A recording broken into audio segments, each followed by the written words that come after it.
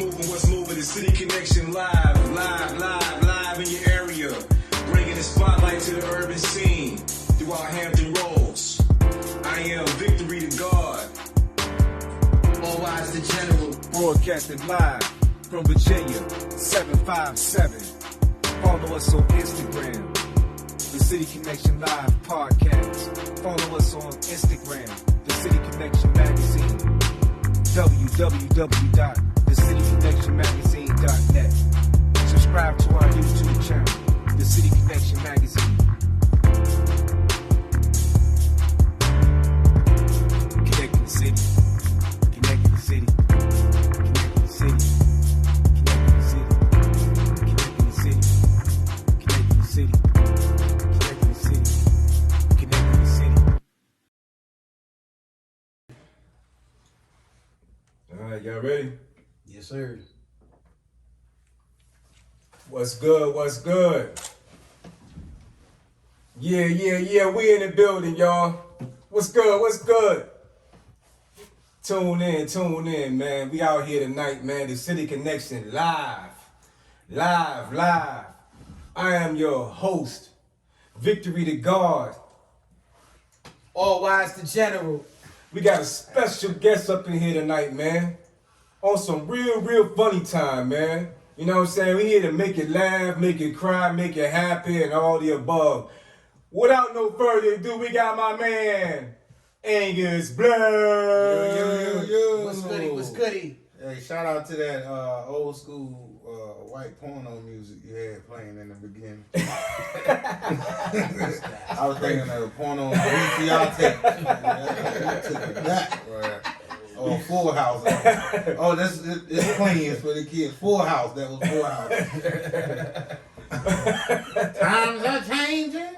What's up? Man, what's going on, man? How you doing tonight, bro? I'm chilling, man. Feeling good. You know, straight off that win over Pittsburgh. Shout out to Washington. Yeah, that's how you feeling? I'm feeling like that right now because, you know, the threats and the ridicule, that's the word I'm looking for, has just been just on another level on my Facebook thread from Pittsburgh Steelers. And it felt good to, you know, Kendrick Lamar them last night to, you know, what Kendrick say, be humbled. So it felt good to humble them last night. Wow.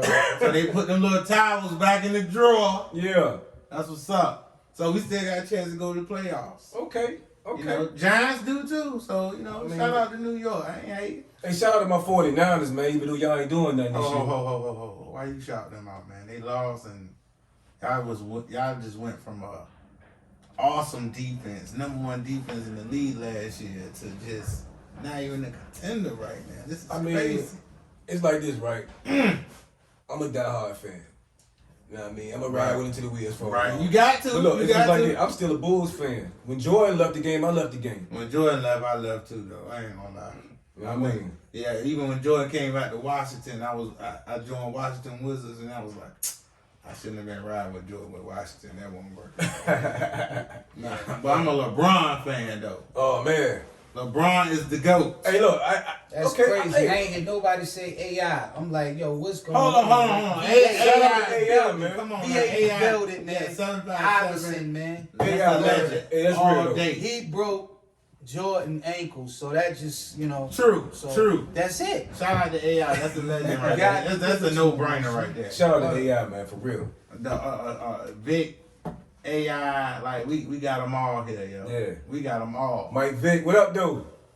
Yeah, but I was just saying, as far as the GOAT, and AI is a GOAT too, but we talking about LeBron. King LeBron. King James. Okay. No, I just rock with King James just on the whole nother level. Like, he just overall, what he do for the community. A black father who had all his kids by the same woman. Just the imagery, it looks good. You know what I mean? He don't have a criminal record. I'm talking about dude doing everything. He this close from being Jesus, almost. Like, he just that close. And it just shows how people hate you no matter how much good you do. Word. He just paid for everybody's kids to go to college for free. That's real. Oh, he still, like, you still got something to say. So because of LeBron, this seeing a good person like that and people still hate you, this made me not care about what people say. That's real. You're never gonna be able to satisfy everybody ever. Hey, shout out to LeBron James, man. I like LeBron James. I'm just a Jordan fan. Oh yeah, true. Even though Jordan don't even ball no more, I'm just, you know what I mean? But shout out to LeBron James, man. Word up. Hey, Jordan is the GOAT. I give him that too. But overall, as a person, me and Jordan ain't here. I don't know if you know this, but a long time ago, this true story. Mm-hmm. Michael Jordan came to Virginia, and the club owner was Steve. You know, Italian Steve. Like, hey, what's going on, baby? Like, Yeah. Steve wouldn't allow hats and tennis shoes in his club. Do you know Jordan went to his club, came past, and he didn't let Michael Jordan in because Michael had sneakers on? He ain't let Jordan in. That's crazy. No, he's playing. Hey, Steve, my man and all, but I was sitting there like, Steve was like, and he was so amped about it too. He's like, hey, you know, I got the news article. That's crazy, bro. Jordan came here, I didn't let him in because he ain't, I don't care if you're Jordan. You know? Like, he was just talking to me. I'm looking at him like, that was Jordan. Yeah. Wow. Yeah. You just turned Jordan away. That's crazy. Now he legendary for that now, though. So, you know what I mean? I feel him. Jordan ain't gonna let him into the game. Is it? Nah.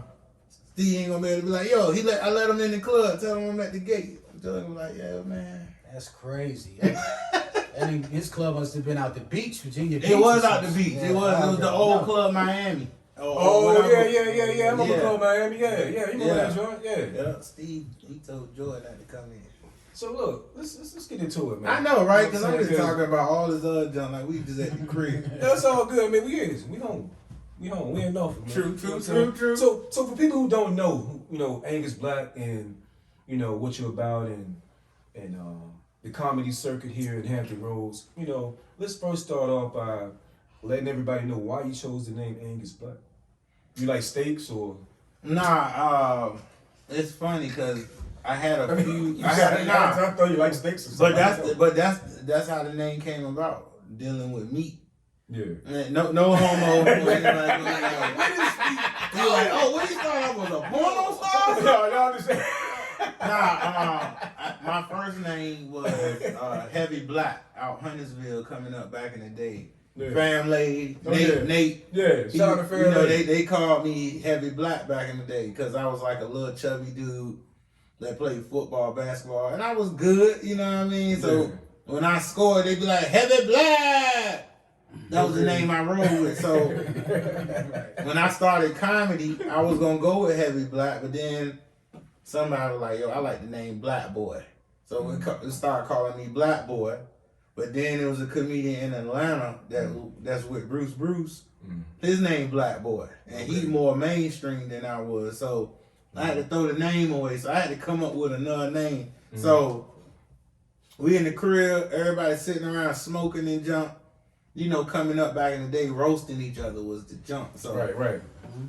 We sitting around and a Hardee's commercial came on and it was like, Angus beef, 100% real meat. And dudes smoking out there like, that's what you are right there. You are a piece of Black Angus. Call yourself Black Angus. Word. And I was like, Black Angus sound like a porno star. No. I was like, Angus Black, 100% real Negro. Or real nigga. That's how we were saying. And like, that's it. Because what my jokes is going to be 100% funny, authentic, mostly factual. And that's how I roll with it. And every girl who meet me, or most people who meet me when they hear my name, I was like, Angus Black. They like the meat? I'm like, yeah, you can't forget that name. So when people hear Angus, they like, I know that comedian. Worldwide. Yeah. Like, I travel with Corey Holcomb, you know what I mean? So just being on his shows, there's a lot of people that come out. So all of them people across the country, they're like, I know Angus Black, you know, Angus, it just sticks out. It stick though, and that's real though, cause that's like I heard your name throughout the years, you know, on the radio, you know what I'm saying, and it was like I felt like I knew you before I even met you, cause you know, your name stick. You know what I'm saying? So I mean, I definitely relate to that. Yeah, and you know, and just in the area anyway, I just done a lot out here, especially like working in the malls. You know, Military Circle was classic around them times. Flipping McCoys, all that good stuff. So. So you've been around flipping McCoy. Yeah. That's when McCory's, when people were just buying the gold caps. Oh yeah. Don't even know if it fit. They were just forcing it, just stuffing a whole bunch of individual golds in their mouth. Yeah. Don't be all messed up. That was the good days though, man. Shout out to my man Ty. He used to sell the hats and stuff in Military Circle. Oh yeah. With the mixtape. Yeah, Ty. Yeah. And I used to. People don't know. I started working at Shoe City. And then DTLR had came along, right? Mm. When DTLR opened up, we had a DJ booth in the front. Mm. I linked up with Ty and another dude named Red. They was the ones that was, at that time we was pushing mixtapes. Mm. You know how CDs come out and people be I know Red too, yeah. Shout out to Red. Red, okay, yeah. So I used to buy, you know what I mean? That junk was like work. That junk used to be like drugs. The CDs was like drugs at the time. So definitely. Here it is, I could buy 300 mix CDs and I'm going to run through them drinks in like 2 days. Like I got the new Clues.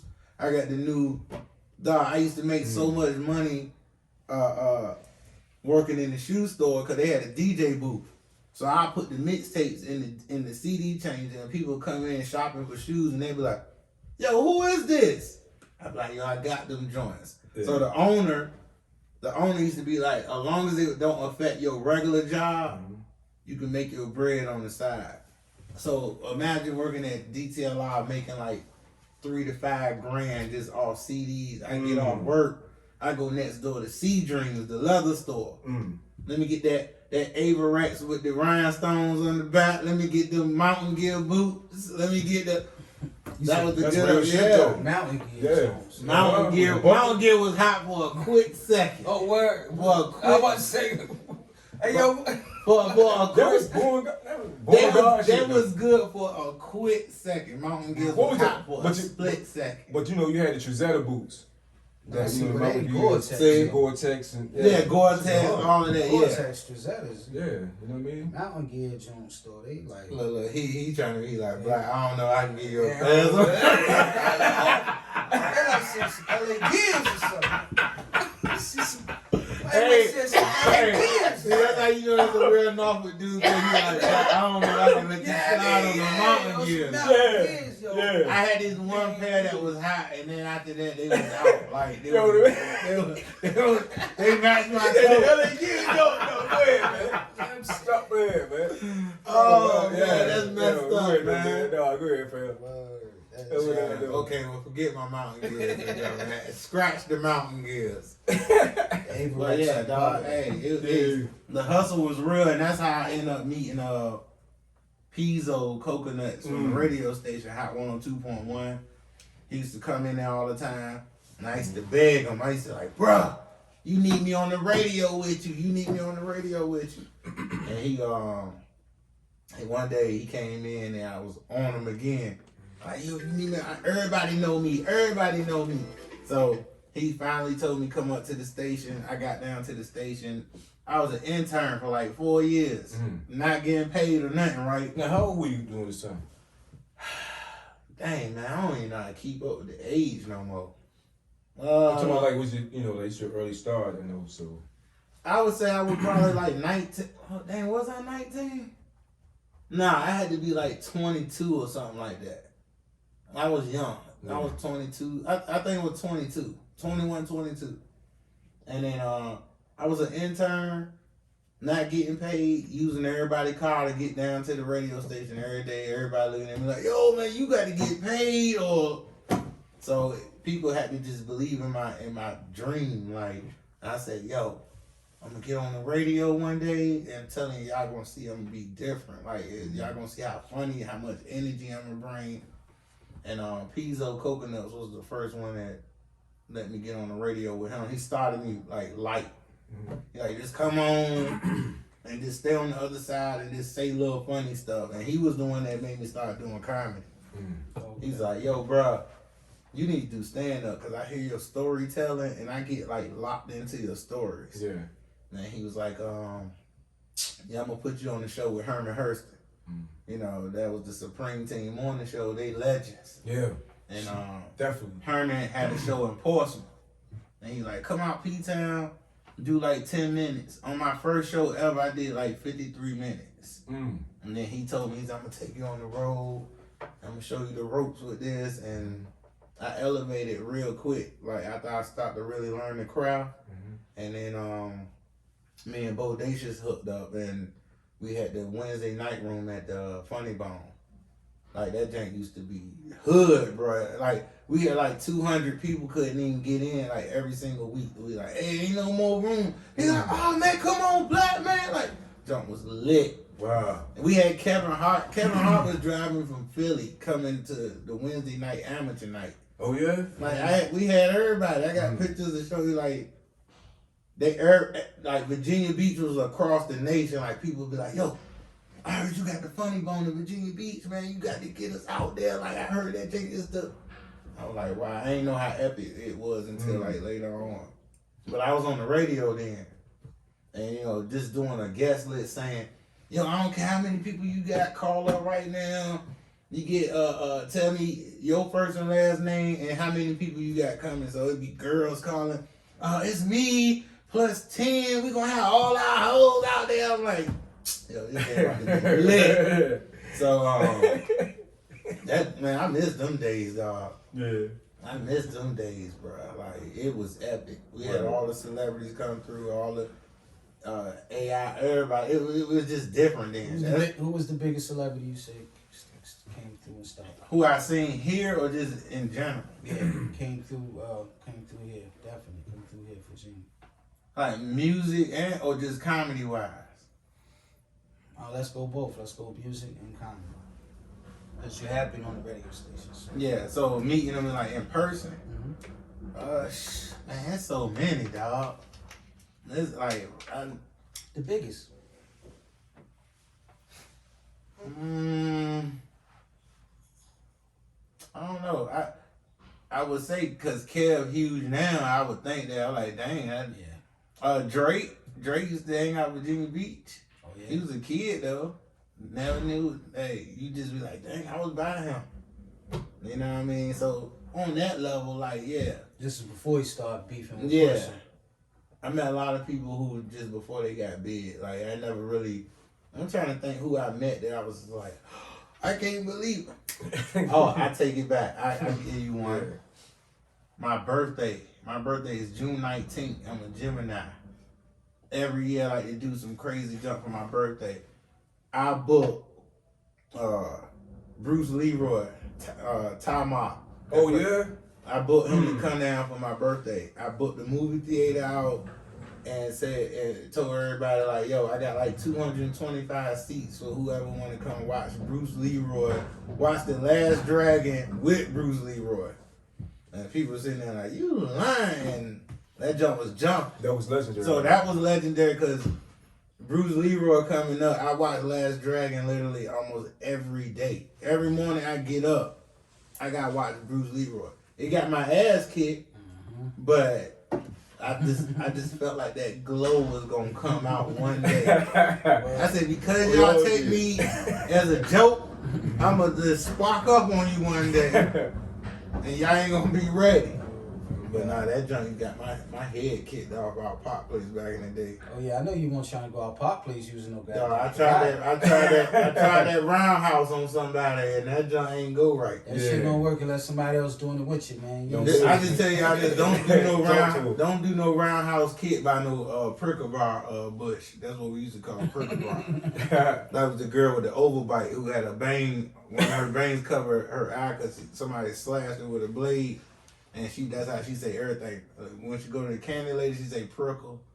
And then with the bush, it was a bush with spikes in it. And she be like, you gotta get away from that prickle bar bush. She be like, a prickle bar bush? What is a prickle bar bush? Yeah. And then she go to the candy lady, she be like, let me get a prickle. And I was like, yo, ain't that the same thorns you just, why would you call it a pickle? I see why you got slashed. Man, So you say you grew up out Park Place? Yeah, Park Place, 37th Street. My grandma stayed out there. I was born in South Carolina. My dad was in the military, What part of South Carolina? Columbia. Oh, yeah. But I can't claim South Carolina based on I wouldn't know nobody out there. It was just my dad was stationed there, and then we moved to Wiesbaden, Germany after that. So my brother was born there. So yeah, I know a little bit of Guten Tag. Shout out to all my German heads out there. Guten Tag, Grüß Guten Bash, bis Platte. Okay. Yeah, I don't even know what I said, but it sounds good, right? Yeah, it did. It sounded real good. It's like somebody in Germany like, yo, he just called us a black. So, but yeah, and then, you know, then we came from Germany, and then probably when I was like 6, 7, I came up on Pop Place most of that time after that, and then moved to Huntersville. Yeah, so, you know, Huntersville, I would say, I lived pretty much in every neighborhood out this thing, but Park Place and Huntersville would probably be my main areas I came up. But in Northview, it's hard not to say, it's hard, man. I just been all over the place. Like, I know the whole 7-5 like the back of my hand, straight up. Yeah. Shout out to the 7 cities. Shout out Yeah, to straight the whole up. 7 cities. You know, we Yeah, love you. like man, I could keep going on and on about who I came across and the people who gave me opportunities. I say one of the biggest ones is just meeting the Buddha Brothers. Yeah, shout out to the Buddha Man, Brothers. shout out to the Buddha Brothers. DJ Law, Rest Mike in Lord, yeah, rest in peace. I was going to Ruffner Middle School. I was in the 6th grade. They came for a pet rally. And I met DJ Law and Big B when I was in the 6th grade. I got all the radio personalities to sign my t-shirt. So fast forward, I meet Mike Lord. Mm-hmm. Mike Lord said he wanted to do comedy. So I'm like, all right, cool, man. I can show you some things or whatever. So he used to come do our Wednesday night at Funny Bone. And Mike Lord down there be about to fight somebody if they boom or something. So I'm like, yo, you can't get like that and stuff. So trying to go through this kind of fast. What happened was we had left the Funny Bone. We was about to go to the club. I think we was going to Luxury Brown or something that night. It was like, Lord, you coming through? He's like, nah, I'm tired. I'm going to go ahead on to the crib. It was no more than probably 3 hours later where somebody hit me and like, yo, Mike Lord passed. Yeah, I was like, rest in peace. what? Yeah. Like we literally was just like, so fast forward, right? Mike Lord used to tell DJ Law a lot about me. A whole bunch about me. I'm living with my girlfriend at the time, and we about to move to Atlanta. The truck is packed. We ready to go. I get a phone call. Hello? Yo, this DJ Law from the Mighty Buddha Brothers, blah, blah, blah. I'm saying like, DJ Law? He's like, yo, Mike Lord told me a lot about you, and as you know, he passed, and we looking for somebody to fill his spot. And he talked a lot about you. I just feel it's only right that you want to be a Buddha brother. So I'm sitting here like, still got the shirt with their signature on it from the 6th grade. Still got it. I'm looking like, wow. I broke up with my girlfriend, bro. She moved to Atlanta still. I stayed here to be a Buddha brother. Me and her still cool to this day. And I still respect her because she saw the bigger picture. She was like, yo, you can come to Atlanta and do the same thing. I'm like, nah, but everybody know me here.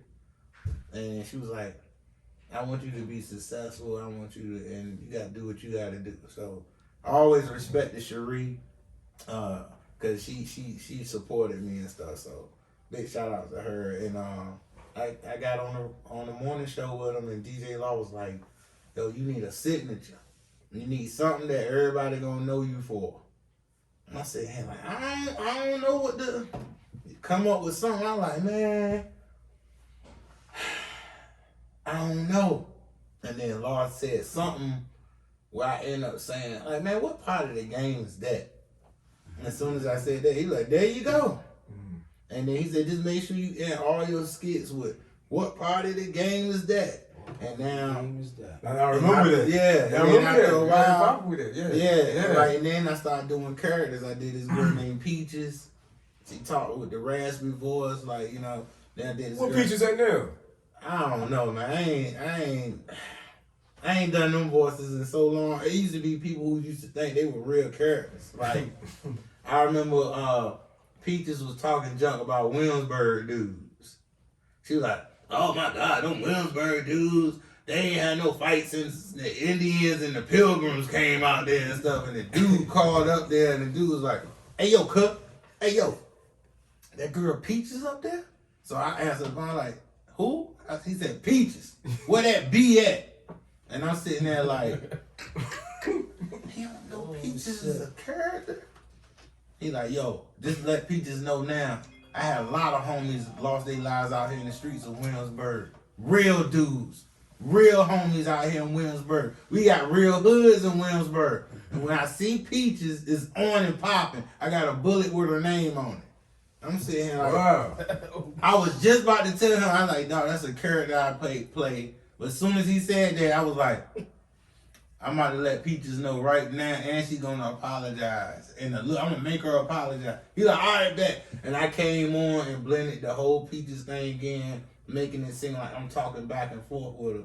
And she like, I'm so sorry to Williamsburg, and I love to bring my kids out to Wolf Creek, you know, Wow, to the park, and the dude was like, really, he's like, man, I appreciate that, that's love.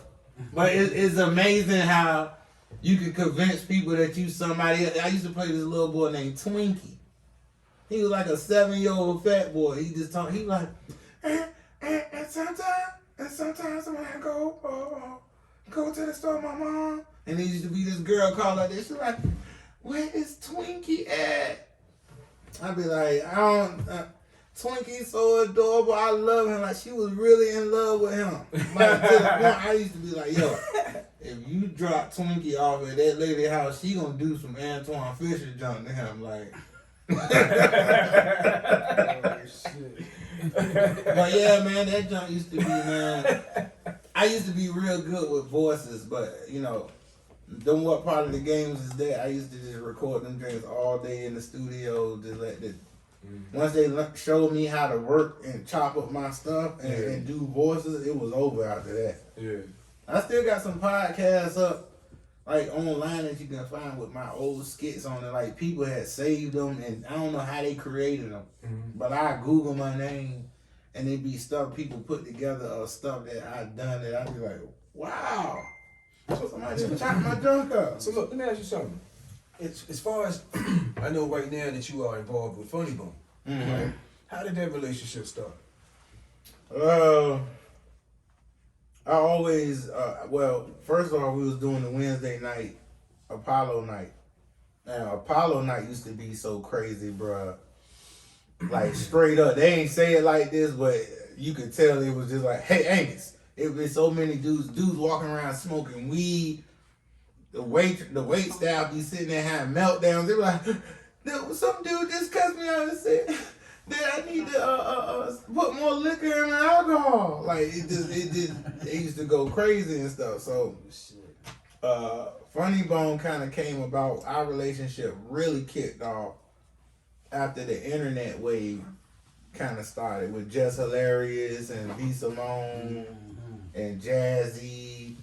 All the internet people kind of kicked it off. DC Young Fly. Yeah, like, so the thing was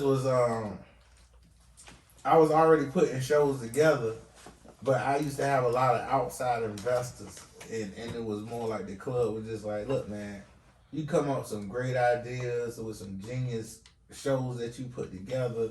How about we just become partners, and you know, whatever you need, we kind of, and we could just work together. So that's how that kicked off, and that's big because there's not a lot of black promoters or people who got that great connection on that corporate level, because dudes, it be kind of grimy on both sides. So I'm just a genuine dude. Like, I ain't got no reason to be skimming over nobody.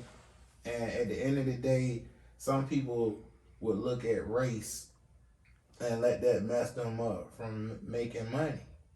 You know what I mean? So some comedians will look at me like, oh, you don't hold the black comedy clubs, or to support the black venues out here that you could do your own comedy clubs. You don't need Funny Bone for none of that. And I'm sitting here looking like, you know how many Funny Bones it is across the country?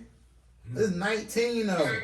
Then they connected to another 45 other comedy clubs. So at the end of the day, me to sacrifice all of that for your one club that you open up on whatever street in Virginia, it don't make sense for me. You know what I mean? Like, that's not supporting and helping my family. So more people will get caught up and looking at and try to bring race and stuff up. And I know racism is a problem, but I got backstabbed by every color, so I don't be caring. As long as good business is good business.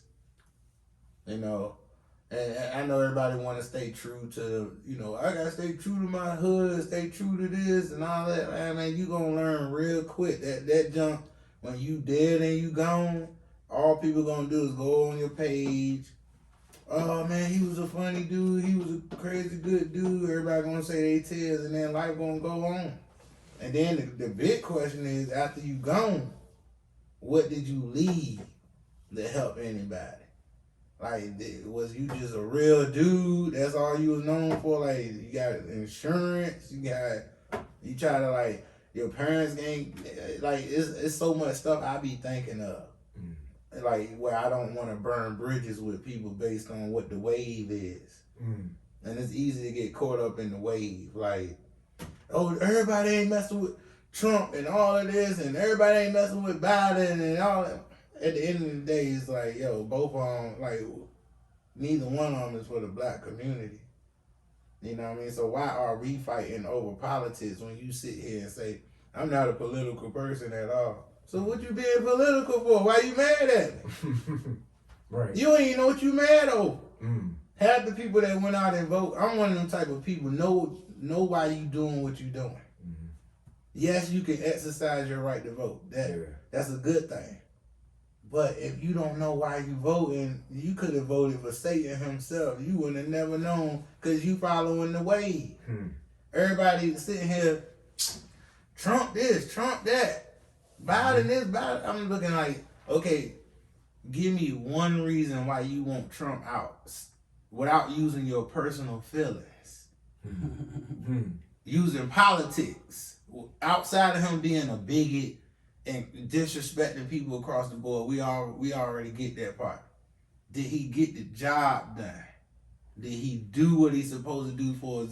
Did people get bread?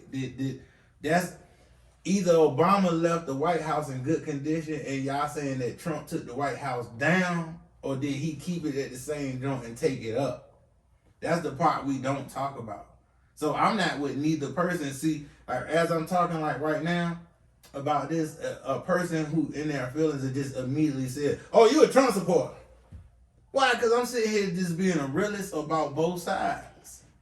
So that's why I don't talk politics. He was like, I don't care who is the president.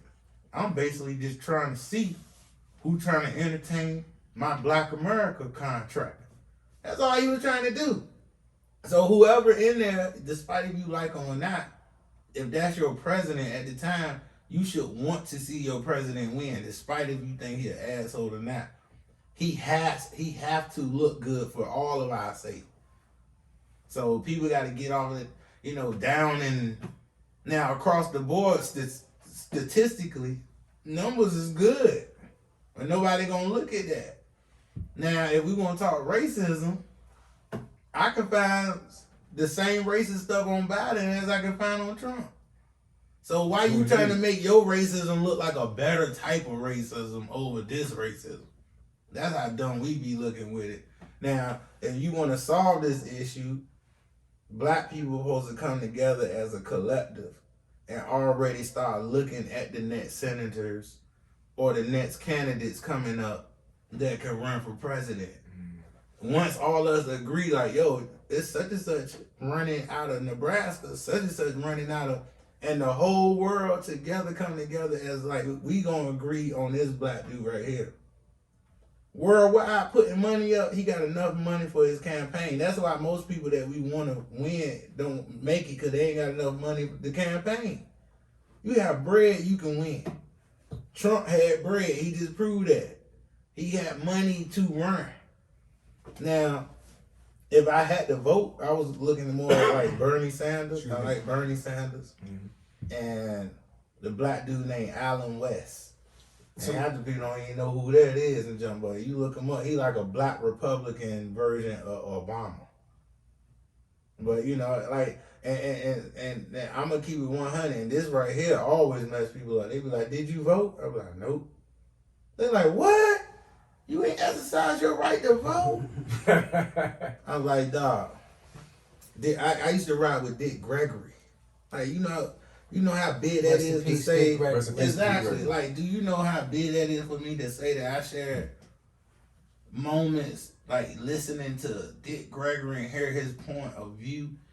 I took him down to the channel 10, Wavy TV 10 for an interview.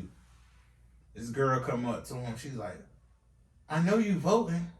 Dick Gregory was like, "Nah, I'm not voting." She's like, "For all the things that you've seen and all the things you've been through, you would think that you would vote." He said, "Exactly more the reason why you should want to hear what I got to say, why I'm not voting." So I'm sitting there like, yeah, why would you be shocked? This dude been around, so just listen. So he said something that just messed her head up, bruh. And when I heard him say this is what made me start thinking this way now. He was like, "Let me ask you something.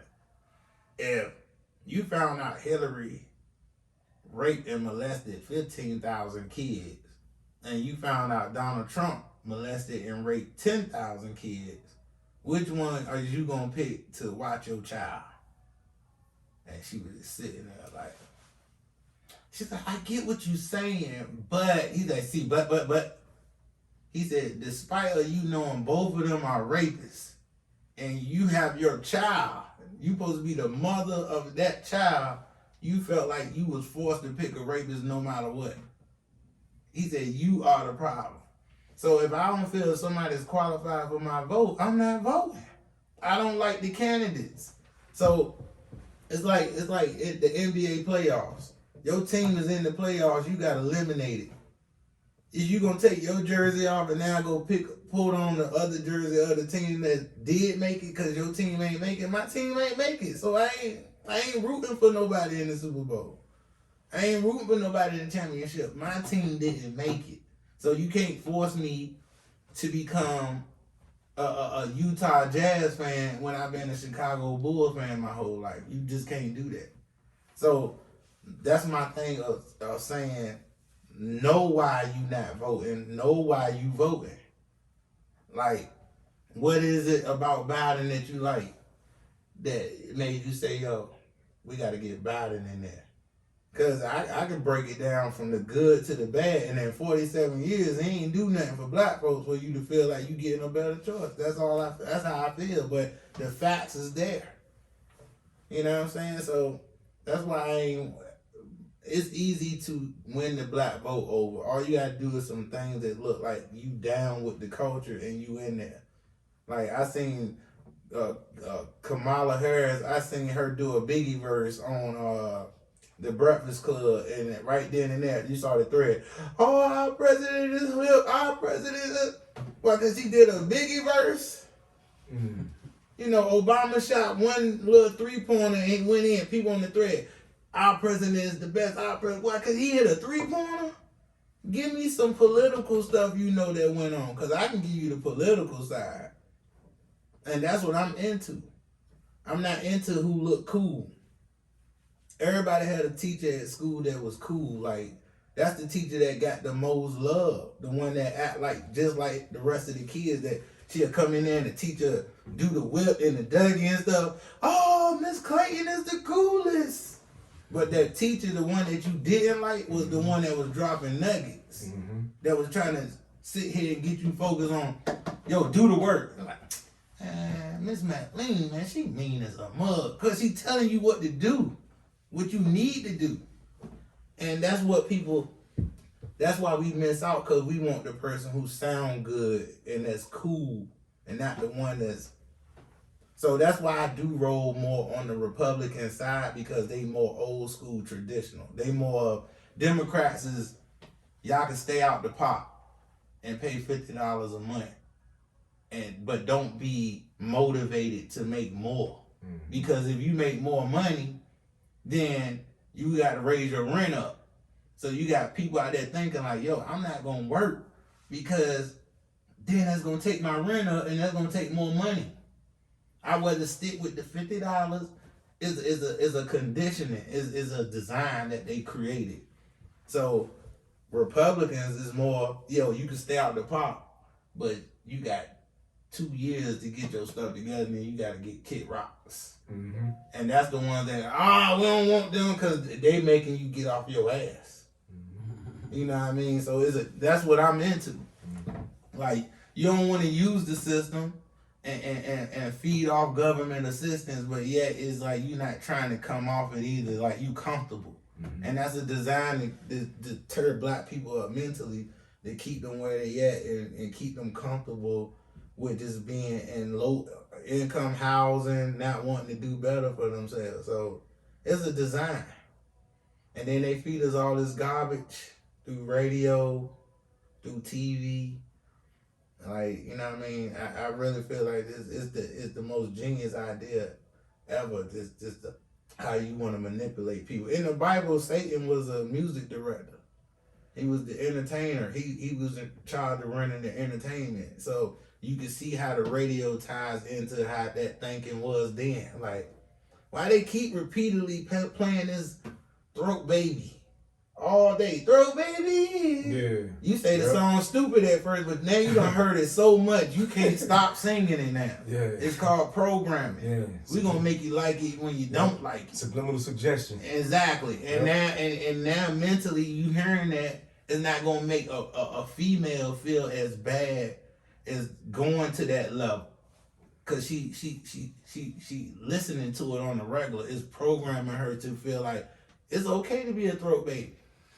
That's what you teaching your kids. Like, parents back in the day used to cut off any type of connection to that parental guide cable. You couldn't even watch every channel. They had parental locks on them janks. Songs, you couldn't listen to certain songs. Like, man, me and my brother, man, I ain't lose my virginity until I was 19. My dad was like military Joe Jackson mixed with T.D. Jakes. Like, strict.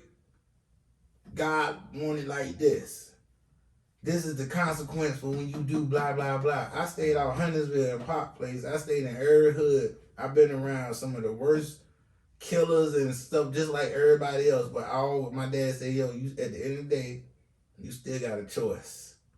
You don't have to do what they do, but I'm gonna let you know if you do it, this is what's gonna happen. And when this happens, I'm not gonna be there for you either. And he told me straight up, he's like, learn from mistakes of everybody else. So homeless people, I used to talk to the homeless bums. I was cool with all the bums in the hood.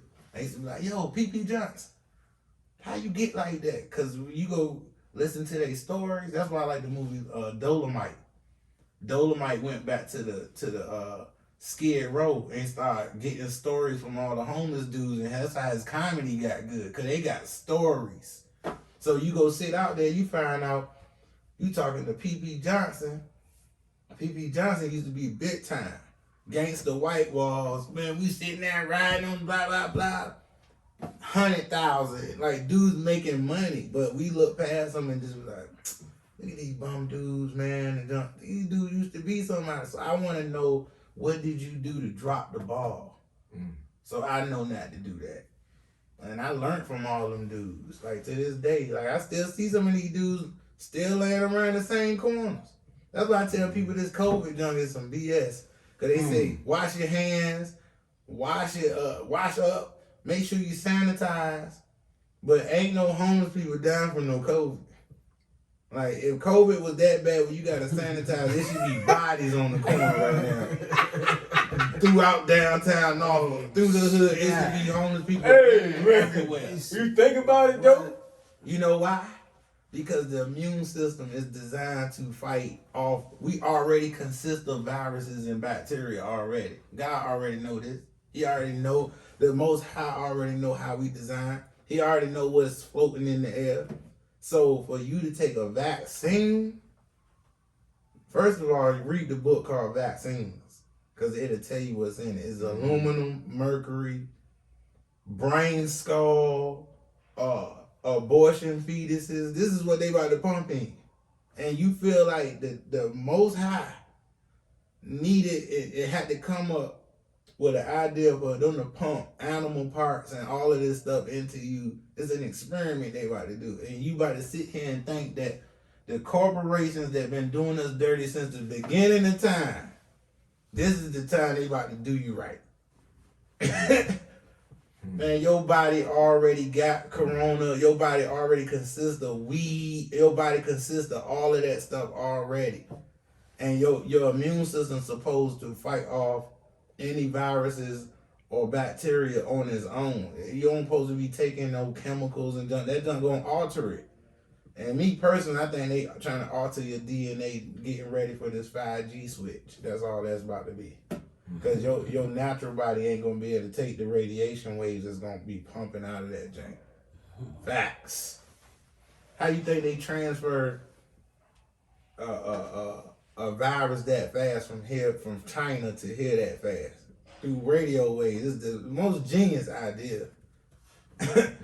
And half this stuff, I don't be talking about it because that jump be on another level when people hear you like, I be into this, like, you dealing, and we was talking in the car earlier, I tell people be trying to understand the savagery that's going on in the world.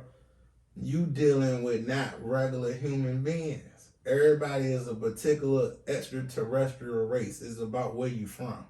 So like, all movies tell the story and give you the answers to what's going on. The CIA gives the movie Hollywood information to come out with movies. The government is making the movies because they actually see the stuff that's going on. So Superman real name is Kal-El. Kal-El is a Moorish name. He got L at the end. That means where Superman from, Superman is strong. He can shoot beams out his eyes. He can fly. But guess what? Everybody on the planet where Kal-El from can do that. Everybody's strong. Everybody can shoot beams. Everybody can fly. So now you come to Earth. When you come to Earth, being born in Earth, you got to register as an earthly citizen. That's why you get your name. So whatever your name is right now here on Earth, when Superman came here, what was his name? Clark Kent. That was the government name they gave him. So basically, Kal-El, meaning that he's a Moor, Israel, ISIS, King, the people of God. Anybody with the last name El is the people of God. That's what they call themselves. So here it is now. Kal-El come from wherever he come from. Now his name Clark Kent here. If people knew Clark Kent was Kal-El, they wouldn't treat him the way they do. Like, they wouldn't try to punk him and jump. So basically, the whole moral of the story is, all of us, especially us black folks, we are Kal-Els out here. And they don't want you to find out where you really from, because if they do, it's going to be a problem if they find out that, yo, these dudes can shoot beams out their eyes, fly, and they super strong. We don't need to be making them mad. We got to control that. So that's what I get out of when I watch movies. I get the point of the story. I'll be like, I see what y'all doing. They give you the answers, they put it right in your face. Dick Gregory always told me, he said, they put it right in your face. Yeah. You know, like we all be saying, the white man gave you that Bible, the white man did this, the white. You're gonna find the most truth and the biggest lie. You got to dive in the lie to find the truth. You got to. So I made sure I keep my spiritual connection. I did get so conscious at one time where I was just like, man, the white man, I was that same dude, but then you follow half of these conscious leaders and find out they persecuting the church and they just as bad as them. I used to be fans of everybody, and then they get exposed, and I'm like, oh my God. But then guess what? God say, trust no man. No man. I'm God, and I don't trust y'all. That's why I give y'all a spirit man. The spirit man is the one that translate what I'm trying to talk to you. He the one that make it easy for you to hear. So I don't, if you could deny the Jesus part, you could deny all that, but you deny that Holy Spirit, yo, you got a problem on your hands. And that's one jump that no matter what people say, that's the white man's book and all that, that's one part dudes would be like, I said, deny the Holy Spirit. They be like, nah, I ain't gonna do that. I said, yeah, because it's something deep down and be like, it just, you don't know the answers, but you know it's something there. You hear this voice that's just like, yo, it's a higher being. It's somebody who designed us.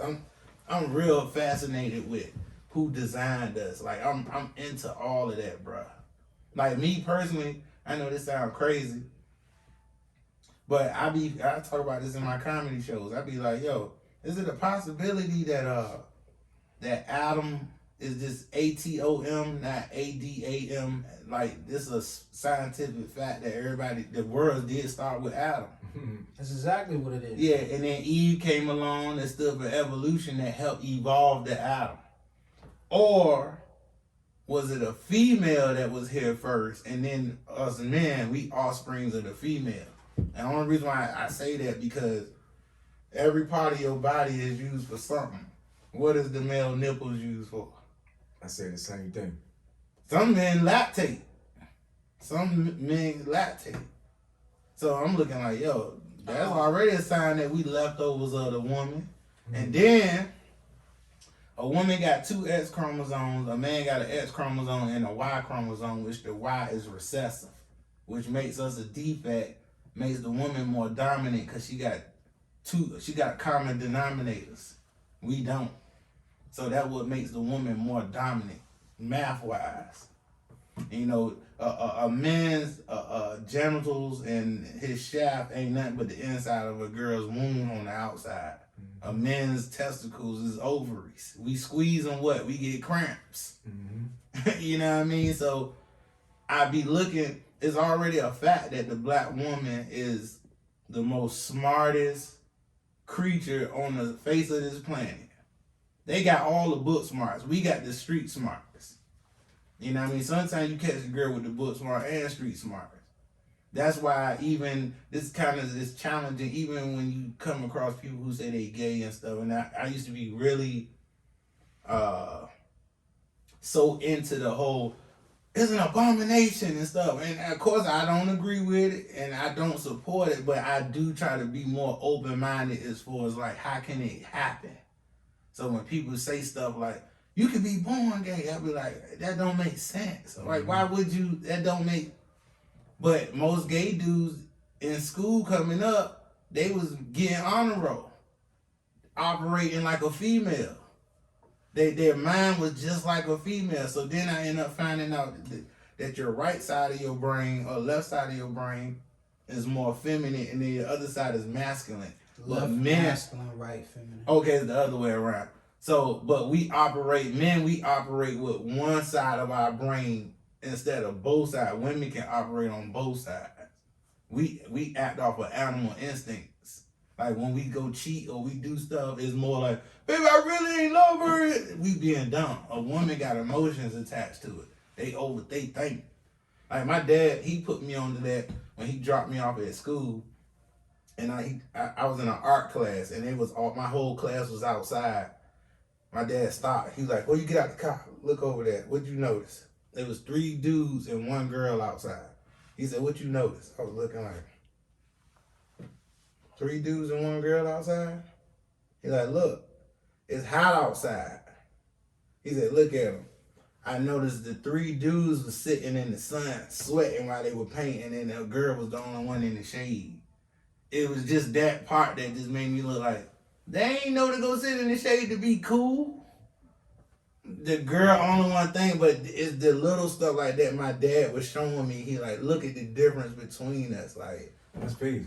So when I read the Adam and Eve story, it sounds different to me now because now I'm asking questions that make pastors be looking like, you going too deep. And I'm just saying, God said don't eat off the tree of knowledge and, of good and evil. He said don't eat on it.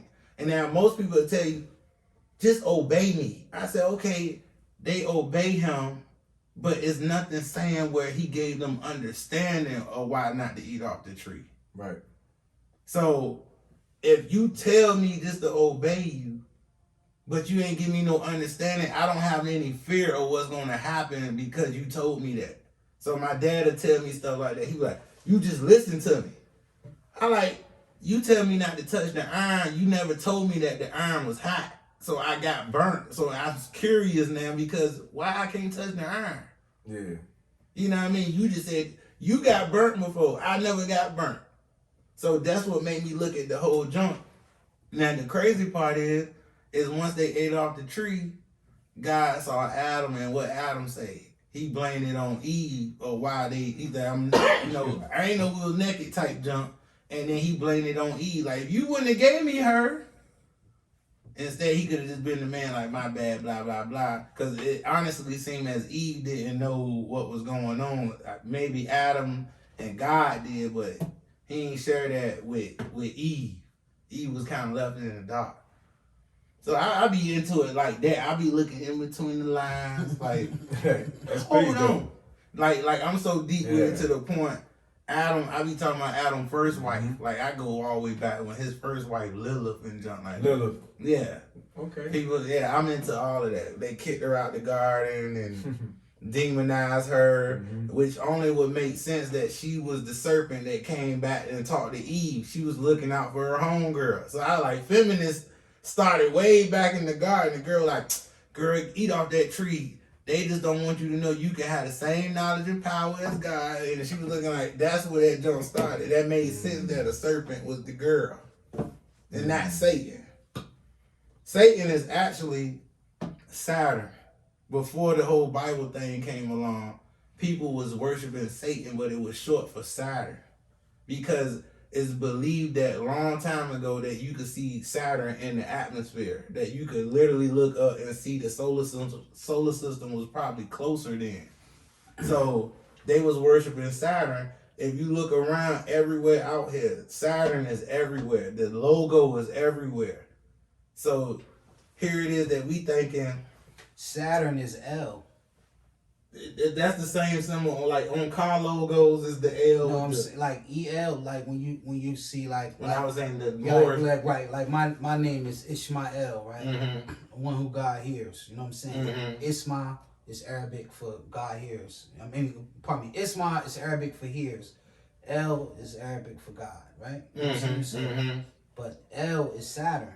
You know what I'm saying? When you See? study L, you study Saturn. So when you saying that, the ancients worship Saturn. Yeah, you were correct. Like even in the Bible, the angels, Michael, Gabriel, all of that. You know what I'm saying? This junk be so fascinating when we be overlooking stuff and they be like, cause like it seems as everything has to have an opposition. Everything has to have an opposition. If it weren't for evil, you wouldn't have known about good. Like up has to have down, left has to. Everything has to have an opposition. So when people say, why God just don't get rid of Satan and make it all good? Like, because he has to have an opposition. Other than that, you wouldn't use faith to praise God. Like, it's all crazy. Question. You had mentioned Lilith, right? Okay, so is that in correlation to the help meet? Remember in the Bible, God prepared a help meet and a help mate for Adam. They supposedly supposed to be made at the same exact time. Like he created them both at the same time. And Adam was more like on some lay next to me, Lilith. And Lilith was like, God made me the same time he made you. You lay next to me. And they never got along. And then she left the garden, went to the Red Sea. He sent 2 angels to go get her. She didn't want to come back. They demonized her and banished her from the garden, and then she became serpent and became Satan's wife. And she's the one that's supposedly the one that causes the miscarriages and come get your kids and stuff. Like that's her job.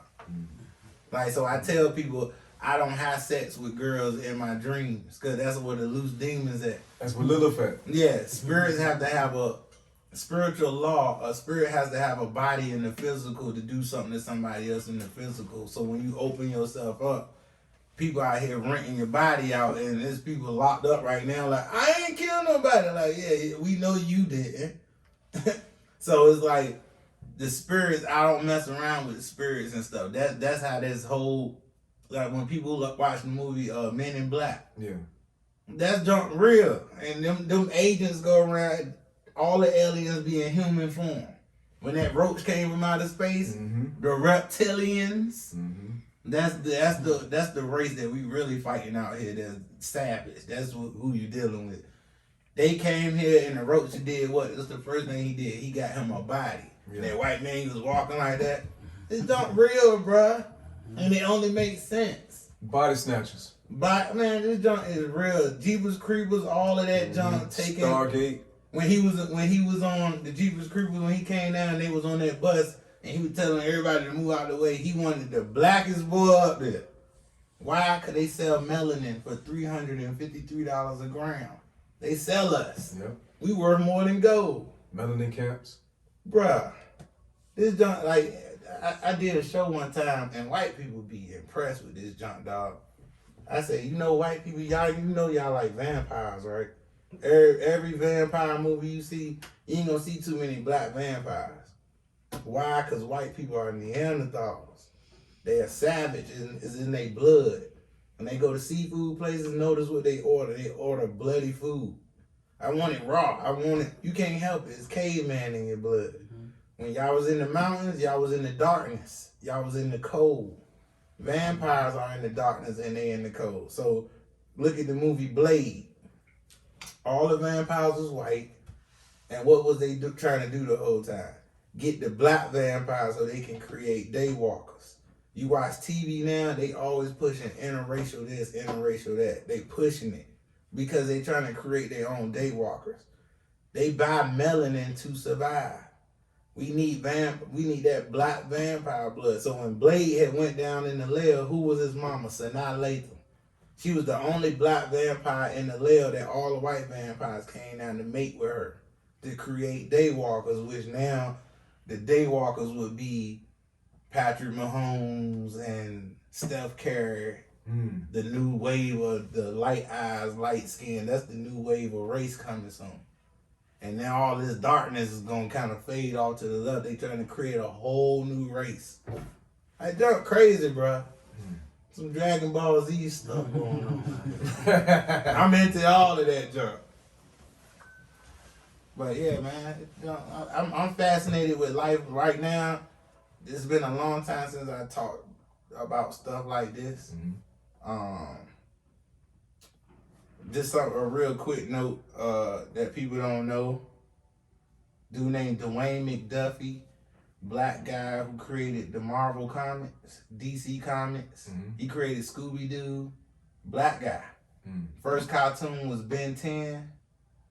His own black cartoon came out with Static Shock. That was his first black cartoon he came out with. So here it is. He worked with DC Comics. He left DC Comics. He went to Marvel. He came out with a whole black line of superheroes. Black superheroes. He get let go from Marvel and then he passed away mysteriously. Guess who his brother is? Oh. Not Jordan Peele, but the other one, Key. Oh yeah? That's his brother. So Key and Peele. Yeah. So it's just like, I be saying like, wow, that's his brother the whole time. And I was about to go somewhere with that, but then it's like something that I just heard this voice just be like, Don't even go there with it. Leave that Hollywood junk alone. That junk is wicked. That's why I told you I could have been on Puff Daddy Bad Boys of Comedy, but I ain't do it. It's just like you see the contract and you just be like, man, I know I could be on TV, but it ain't worth all of this. Man, what? The Puff comedy contracts ain't right? Bruh. We get 25, 30% from you for the next 3 years. if you make over any of blah blah blah, but you looking like outside of me doing this on TV, you not helping me with what you supposed to get paid off of everything else that I'm doing to survive. Hit you with a 360. Yeah, you just said that. Wow. Yeah, but then all you got to do is go look at everybody who else was under him and how they career just ended up where they just either on some drugs, they done found God. It's like it's some junk. You just be like, yo, I don't want that energy over there. Something going on. Shine found God. Loon found God. Jew. He's Jewish. Loon is Muslim. Bruh, I'm good over here. Yeah, he didn't. That Hollywood is wicked, man. Like all that junk is wicked, and that's what you're dealing with out here. Not with flesh and bone, but evil spirits of this world, even in high places. That's how people need to look at it. This whole political thing, we need to back up and just watch. Cause the one thing I will say about Trump, I don't support him as for what he doing with the people and stuff, but he messing up what they got going on at the top. That's what I'm telling people. I was like, yo, it's a real spiritual warfare going on at the top. Y'all don't know about why y'all think this junk political. All the pedophiles was getting taken down. People don't notice the sex trafficking ring. We focus on Trump racism. That don't even know he the one that opened up the Epstein case and where they flew out. He saw what was going on and he ain't like what he saw. So he was the one that busted that whole case open. You ain't heard nothing about the girl since they locked her up. You ain't heard nothing about her since. They swept that under the rug. She got everybody's name. You know, the whole Ellen thing. You look at her set look just like Epstein Island. Like that's why her show was off the air for a while. They going through all this whole everybody at the Pizzagate scandal, all of this junk. And the Pizzagate meaning they order kids using like pizza and you know, that was the code word. I want 3 slices and 2 hot dogs. You know, crazy junk like that. So here it is. That's what people need to be focused on is this. Well, you know, they said Obama was somewhat involved in that Pizzagate. Yeah, no, of course. They got an email where they show Obama saying, I'm coming with 45 slices of pizza and 27 hot dogs. Like, who eating all of that? Like, why you gotta be specific? But see, you know, like I don't try to get into that because you ruffle feathers and you know, and I don't state everything as a fact. I call stuff information. Yeah, if they come up again, you like, I remember talking about this. I heard about it. It's just some info that I heard. Yeah. But you know, we can get so deep into that. Bro, that's crazy. You've been dropping some heavy jewels on us tonight, man. I was not expecting it to go this way though. It's all good. It's all good. You know, we keep it 100 up here, so you know. I know. Well, we done been doing this about 2 hours, 2-3 No. hours. Oh. Ain't that much time, man. But, hey, look, I'm gonna tell you like this though. You know, before we close out, you know, for any youth out there, you know what I'm saying, that's trying to follow your footsteps or get into, you know, in the field of comedy or entertainment, what advice you got for them, you know? Well, right now they in the age of the machine now, so they got to utilize this internet platform, even though it's bad at the same time. But it's like either you gonna know how to work it to make money, or you gonna be out back.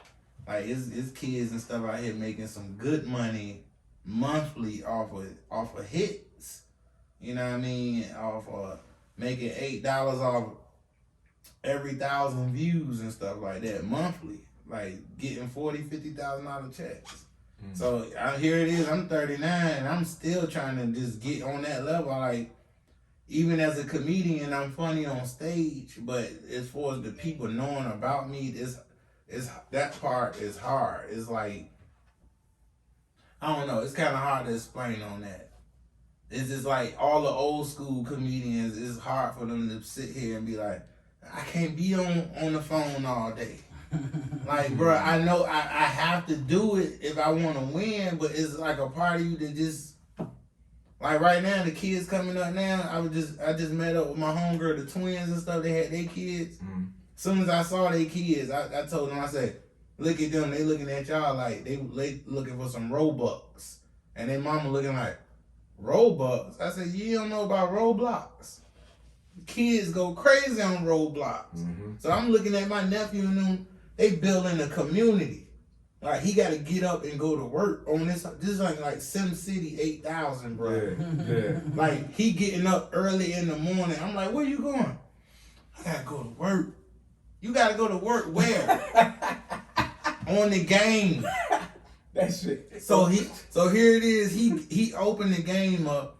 I see him getting up. It's a digital virtual reality that he on. So he get on his bike. He riding his bike. I said, where you work at? He said, I work at a little video store. He said, probably like 4 more checks. I'm going to buy that piece of land on the corner right there. And I'm going to build my house because that'll be cheaper. I'm looking like, what? He's like, yeah, I got to open up a bank account. Like, this jank teaching them how to get ready for the world early. So you got kids, parents out there, y'all got kids on Roblox. Make sure you pay attention to what they playing on, because also pedophiles be lurking in that junk. Because they can open up, like, you could build a street and it's actual a real community. So a car driving down your street could be somebody else from a different gaming system. Right. Hacking in. So it's like they in the virtual world be like, oh, I see Black there on the corner of blah, blah, blah. And he like, you stalking me in the game? Like, this junk can be, is a, they turning everything into digital. Like, the Matrix is like real right now. Absolutely. Artificial intelligence. They putting us in the game. Yeah, the gaming is going to turn virtual. More games is turn virtual. It's just like you're really in the game. Just You see Madden on the PS5? You see the video games on PS5? Yeah. Dog, the PS6 come out, they gonna be using people look like us by that time. I think You can see real the sweat people, dripping down their face. Yeah, I think they gonna be using real people around that time. They gonna be like, hey dog, like, where you going? Man, I gotta work 12 to 6 at Call of Duty, man. They using me in the game. Like, we about to get to that level. They You control. See, yeah, and that's The Terminator movies you seen, we are going into the war of the robots right there. Technology is about to be on 8,000. The Ubers, you know, that's why they have 5G to control the Ubers. autonomous driving The vehicles. trucking. You know what I'm saying? Yeah. Drones is gonna be dropping off your Amazon stuff. Like, it's cutting humans out, period. Like, how we gonna survive off that? Yeah. So it's the future. Like, we was little kids watching the Jetsons, watching all that technology. Right. Now you a Jetson. No, we was watching Suspect the Gadget. Penny had a laptop with the phone watch, talking in it. She had all of that on Suspect the Gadget when we were little kids. Now they got the technology is always 20, 30 years ahead. That's just like the show 24. Remember the show 24? Not the new one. Uh-huh. Jack Bauer. Yeah. You know how they had the touch screens, everybody's so common, like the tablets and all that. They was using that on that show before it even got released to the public. So that shows you right there. I mean, just a glimpse of the technology. Enemy of the State. Enemy of the State. Total Recall. Yeah. If you remember, they got the 3D printing machine. Right. You can right across the street. You can literally put whatever in a printing machine and print out a whole hammer that would be a solid hammer. You could print one now. Yeah, I used it before. Yeah.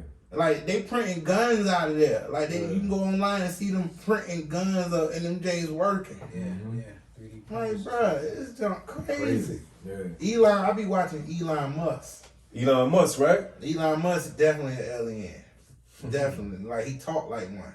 Like, when you see him talk, he just be like, first of all, who is this guy to the point he just got access to do whatever he want to do? He come up with ideas. Like, they're like, Elon, you stay in LA now. You don't like the traffic. No, I don't like the traffic. He said, so what you doing about it right now? He said, right now I am creating tunnels that go underground. Like, you could literally be driving and just go into a tunnel. He said the tunnel is going to be made out of like a snake skin. Like, because earthquakes are so bad out here that being in a tunnel would actually be the most safest place to be, because the tunnel would be designed where it could shift with the mountain or shift with the rocks, like a snake. Right.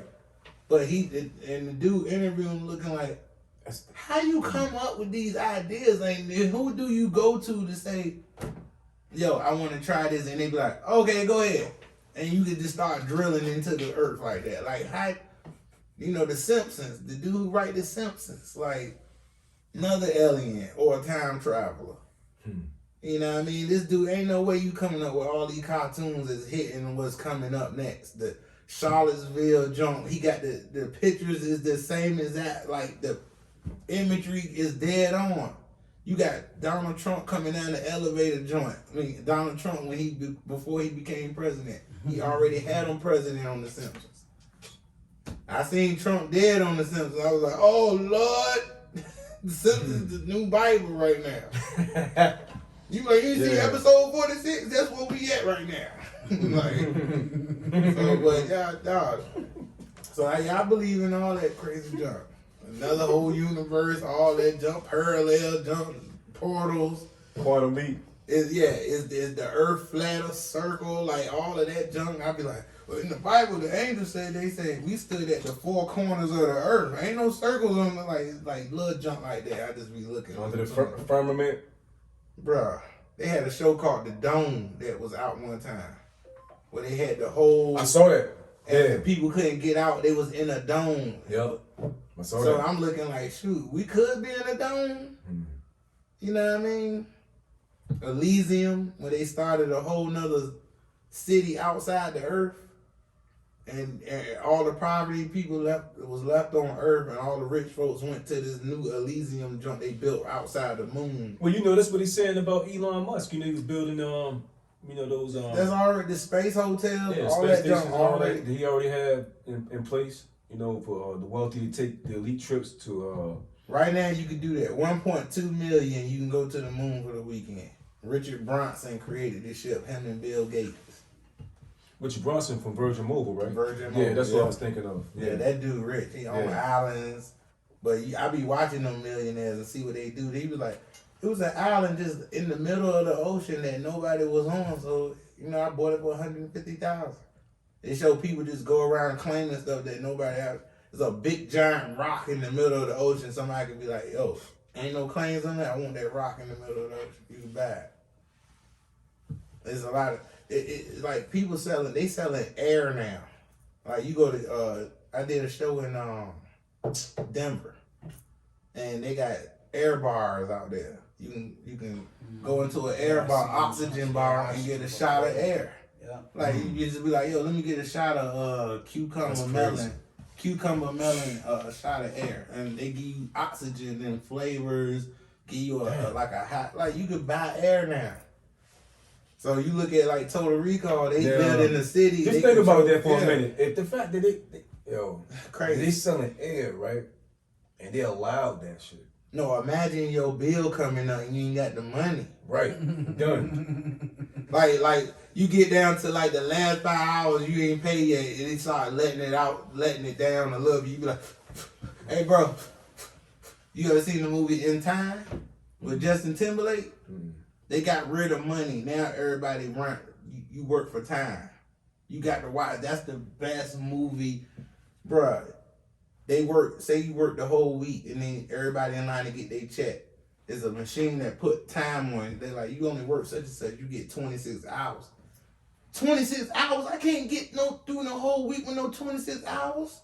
So people, like right now, I can go up to you and pull up my sleeves and show you how much time I got on me. So I'm like, bro, can I please borrow 30 minutes?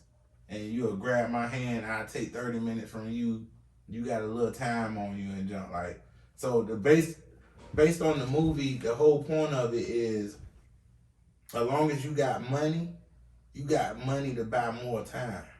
So you can stay here longer on Earth based on you got bread. So they got everything like, so right now, and what part was, if I wanted to go to LA right now, it might run me like 9 months to go to LA. If I wanted to buy a flight, drive there, it's going to run me 9 months of time to go to LA because all the rich folks live in LA. So you got bread to go to LA, they looking at you like, you just spent 10 months to get here? God, you balling. That's deep though, bro. Yeah. So dudes ain't even got time Yeah. to go. Man, I don't even have enough time to go to Hampton. I stay in Norfolk. I mean, I ain't got no time to go through that tunnel. I don't have it. Dog, you gotta watch that movie. That's a dope concept. Word. So you notice everybody who had millions of dollars, they still look like kids in the face. And dude be like 24,000 years old. He been here for 24,000 years, but he got so much bread, he don't never age. Mm-hmm. But you go in the poverty areas in the movie, all the people who ain't got bread is just people laying all over the streets because they ran out of time. That's deep. It's a deep movie, dog. You gotta watch that. Justin Timberlake, In Time. One of my, matter of fact, one movie we really catch, American Dreamer. We did that movie in Norfolk. American Dreamer. We did Oh, that. yeah. You tell me about American Dreamer. American Dreamer. I had a longer part in it, but they cut that drink down tremendously. Now I got 3 seconds. But anyway, I got a little cameo now. I did have, but it's a movie based on the comedian Jim Gaffigan. He's a mainstream comedian. White dude, he playing an Uber driver. He got mental issues and he going through stuff with his wife. So he become an Uber driver. Next thing you know, he end up picking up a drug dealer who Ubering drugs through his car. But he going through so much junk. I can pay you $200 a night to drive me wherever I need to go. So long story short, now he getting to know the drug dealer and how his pattern run. So he go drop the drug dealer off to make a play. The drug dealer be like, come back in about an hour. In between that time, he go kidnap the drug dealer's son. And still try to ransom the money from him. And while the drug dealer in the car like, somebody got my son. Who would do that? They say get him $20,000 because he need bread too. So I ain't gonna, the twist is, I listen to me. Y'all would inbox me and be like, bruh, I was not looking for that. Where can we find this? It's on Amazon. Or, you can order it on YouTube. You can always order rent movies on YouTube. They be like, rent such and such for $3.99 a night. You said it's American Dreamer? American Dreamer. Okay. And the guy who played the drug dealer is, forgot his name. He from the Tyler Perry movie, Temptation, where he gave the girl AIDS. Oh, yeah, I know that movie. He was rich and stuff. Brandy had AIDS in it. Yeah. That guy, he's the main character in this. And when you watch it, you're going to see Norfolk. You're going to see downtown Granby. You're going to see Young's Park. They doing stuff in Park Place. Oh, they shot the movie? They shot the movie here. When was And this? it's a mainstream movie by Lionsgate. When was this? We shot this like 2-3 years ago. And I ain't know it was out until somebody hit me up. Was like, Black, I'm in here watching this movie, you in it. I was like, what movie you talking about? It's called American Dream. I was like, oh, that came out? I didn't even know it came out. And dog, the crazy part about it, every time I started watching it, I never finished it. I recently just finished it like a week ago. And listen to me. Like, you can go on my Facebook right now. I literally posted up yesterday and today because I'm so blown by the twist with this junk. I was like, bruh, you're not ready for this. You're not ready for it. Let me ask you something. You're not ready for it, dog. When people try to find you, what can they find you with? When they want to book you, or anything, brother. Instagram, Facebook, like that. What's your IG? What's your name, brother? Yeah, in today's time, it ain't no excuse for somebody to say, I couldn't get, man, it's too many ways to get in contact with people. So, Instagram, definitely, comedian Angus Black. Is comedian Angus Black across the board. ANGUZ Black. Twitter, same thing. Snap, I'm trying to use Snap more. That's where the young boys at. That's where all the young people at. Yeah. So, but nowadays, you got TikTok too? I got TikTok, but I never used it. Yeah. And I know if people be sitting like, Black, you would kill TikTok. And I'm just like, yeah. I know I will. But it's like, I be lazy. My Gemini side just be like, just lay down, man. Play spades on your phone. Yeah. I could have been at the top a long time ago. It's amazing I don't have the motivation just to push myself to be That's like, all good. I'm about to get it. Like, Well, look, I'm gonna tell you like this. This platform right here, that's the importance about the City Connection Live podcast. We are for the people. You know what I'm saying? We want to see you win. We are for entrepreneurs, artists, entertainers, comedians, actors, everybody. You know what I'm saying? We want to see you win. You know what I mean? So shout out, man. You know what I'm saying? And that's likewise. That's why, you know, people be like, yo, Word. can you come do my podcast? Can you come do this?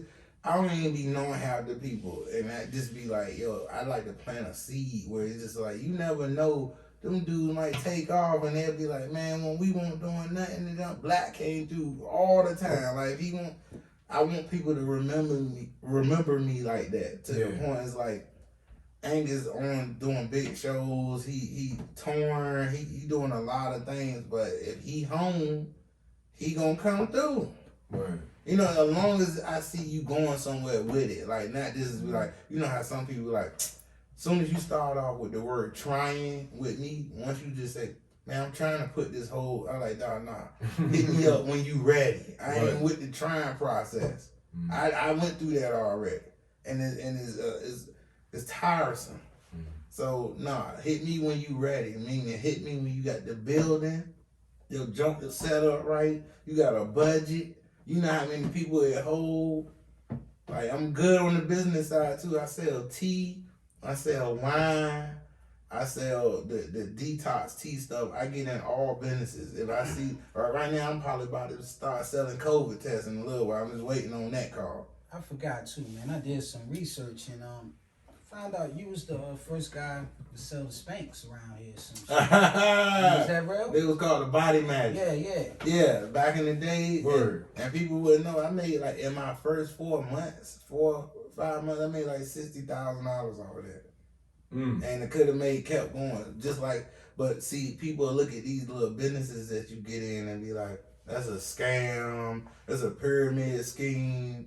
And half the people you ask, you be like, what's a pyramid scheme? They be like, that's where you keep the person at the top rich. I'm like, and where you work at? I work at Walmart. Now, my question to you is, do you feel like ever in your lifetime you gonna be able to own your own Walmart one day? Nah, I don't feel that. I said, so the scam is they got you working for 25, 30 years where you ain't gonna go to the top. That's the scam. Unlike this, I put my bread in, they gave me product. I have the product to make my investment back right now. So I ain't get scammed because I got work. See, a scam is when I give you the money and I'm depending on you to flip my money to give me a return. That's a scam. So the blessing boards, when everybody was like, I got 100 for 800, put 100 in, get 800 back. Eventually, the people at the bottom, somebody gonna catch the doodle stick at the bottom, where they gonna put their money in, and then the table ain't gonna keep recycling, and then you sitting there. They like, call it the loom. The loom blessing boards. Now the junk is working across the world right now, but it's some people that's doing it like a corporate way, where you could put $500 in and make $22,000 over 8 months. So they breaking it up in increments where you put in your 500, you're gonna make in 3 months you're gonna make $2,000. We're gonna automatically take out 800 out of that and put it on the next board. So it's like your junk on cruise control and they just recycling it. If we can get that concept, that's actually a brilliant idea to make money within the community tax free. You know, when it comes to taxes, you can only get up to $11 million in donations in your lifetime, in tax free. For the year, I think you can get up to, was it $13,000, $15,000 a year in donations. So, like I told people, I could easily just open up a Facebook group. Let's get 5,000 people to get in the group, and everybody put $1 up. You know what I mean? That's how easy it is to make bread. Now, if we all do more than $1, we done doubled our money.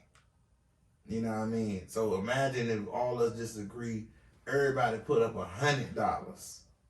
It's 5,000 people in here. You know how easily you can make $500,000 if everybody put their bread together. Like if I was really thinking, I would get with my homeboys or that team that I just know that's my team. We all put our money together. We go buy some land and we can get the cribs built for cheap on the land that we own the land. So now all of us got a crib because we just bought 7-8 acres, putting all our money together. So now we can build a type of house that we want on that land. So that's the move, man, is to get land. I definitely want to go ahead and step my skit game back up because you got to put stuff online to stay relevant. I want to get that going, and I got a lot of ideas, man. I definitely got to step it. I'm 39, and time ain't slowing down right now. So trying to help me get my life insurance license. Good money selling life insurance. These are all the type of jobs you can get where you can work on your own time and don't have to wait on somebody to pay you. Life insurance, my homeboy that's doing it, he used to work at Checkered Flag. Was a manager, made good money, but he had to be there all day. Been doing life insurance now for 18 months, done made over $600,000. Because life insurance, if you close out a policy, they pay you 90% of your money up front. So if you close out a whole household, you might make 50 bands, they paying you 90% of that up front. You know what I mean? So that's why people that sell insurance and all that make so much good money. You know, so that's the thing I want to focus on, is get people to get into life insurance. Because a lot of us walking around here, we don't got it. You know what I mean? So that's where it comes down to. A lot of us is dying and the family not capitalizing off of, us walking around and I'm guilty of that too. So this the type of stuff, being from where I'm from, that you just don't think is serious, because I think it's something deep down in our mind that we just don't feel like something gonna happen to us or something. Like, I don't see me going through that. And so when they find out you got cancer or something wrong with you, now you can't even get that life insurance that you wanted. There's another company too. You get in, you can do credit repair, pay like $289 to sign up, then you pay $80 a month. But with the credit repair, they automatically give you a $100,000 life insurance policy that comes with the membership. So it's stuff out there where you can capitalize on. I will look back, if I could do it all over, I would learn how to talk every language. I would learn different languages. Stack my bread. Cause I did live a crazy life. When junk turned up for me, flying out every week, different cities. I can admit, bro, I was wild. And I look back and I can't even get mad at people for why I'm not where I want to be at right now, because I really did that YOLO. Live your life once type junk. I was really on that. I'm like, bro, I was married. I went through a lot in my marriage. That junk almost caused me to go crazy. I got suicidal. Like, that's a whole nother chapter of what I've been through, where I can look now and be like, yo, I still ain't where I want to be, but I know where I'm at. You know what I mean? I can keep it 100 with myself. So yeah, I would learn every language. I would stack my bread. I would make sure I would have did the right thing. My dad did try to get me to steer me in the right way with my credit and all that. He like, credit is everything. Forget money. I would do all of that right. And the thing is, it ain't too late. But then you do get demotivated sometimes, because you be looking like, man, I could have been straight and living in a $100,000 home easy at 22, 23. But I wanted to live my life. I wanted to turn up. Living out the pot, it's just like a mentality where you just like, I'm good where I'm at. $500 in my pocket feel like a lot of money to me. Like, that's how you feel. And that's what living in poverty do to you. Like, it make you feel comfortable where you at. Where $800 a week is cool, or I could do it all over, man. I feel bad as that I ain't gonna say it still can't happen, but God willing, I would love to bless my mom and my pops with a crib and like really let them live life, before they leave this world. You know what I mean? And my nephews and my nieces, I wish I was a better uncle on that side. Like, cause I came up having uncles and aunties that it was like when they came over, it was like, Uncle, sisters up here. Like you was excited. But technology and the way the world is now, we don't even do family reunions no more. Like you don't even know you know how bad it feel to be at a club and there's like 3-4 young boys and maybe one young jank come on the side of the DJ booth and I'm hosting the club like, hey y'all, can I help y'all? Y'all want to hear a song or something? We your cousins. We such and such kids. I'm looking like, never met them. Live right out Pop Place. I stay down here by Virginia Beach Boulevard. Your family right there, you don't even see each other. So I think that's where everybody is right now though. Like nobody, and it's like it's something in your mind where you don't even care about it. It's not that you don't care, it's like you just, I'm gonna see them one day. You know what I mean? We stay right across the street, like, oh, we not seeing each other. My mom stay out Young's Pop. I don't be seeing my mom like that. So this is kind of stuff that you just be looking at, like you got so much knowledge and you know so much stuff, and then there's little things like that you be looking at. Like that's why you can never judge nobody, no matter how much you seem like you know. And it sound good, but it's like, yo, do you apply all of that to your own life? You know what I mean? Is you doing that stuff? So I keep it real with myself. But I like to share knowledge and information too, but I'm talking to myself too. You know what I mean? So all the stuff you put out there, you want to let this information help somebody. It's like, yo, I'm 17 right now. This dude 39. This go right back to me listening to the homeless dudes and the people we call bums, listening to their story. And it's like, I had the cheat code at an early age. I should have been ahead of the game. I should have known better watching them. But you think you can control it and you really can't. And you still end up where they at and you be looking like, I knew what to do and I still messed up. The temptation is crazy.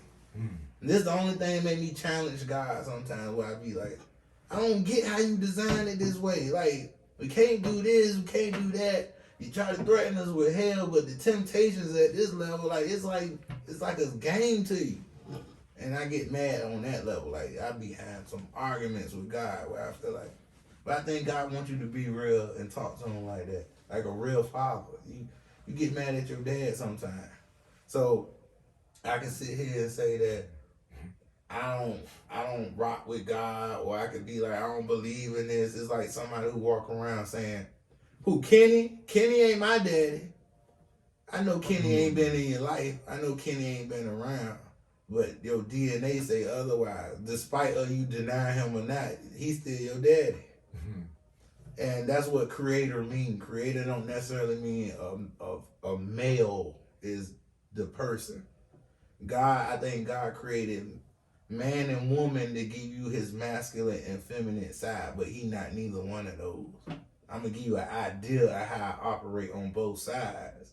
Now, when I read, it's like God is very masculine. He killed a lot of people. Like, I be like, he seemed mad.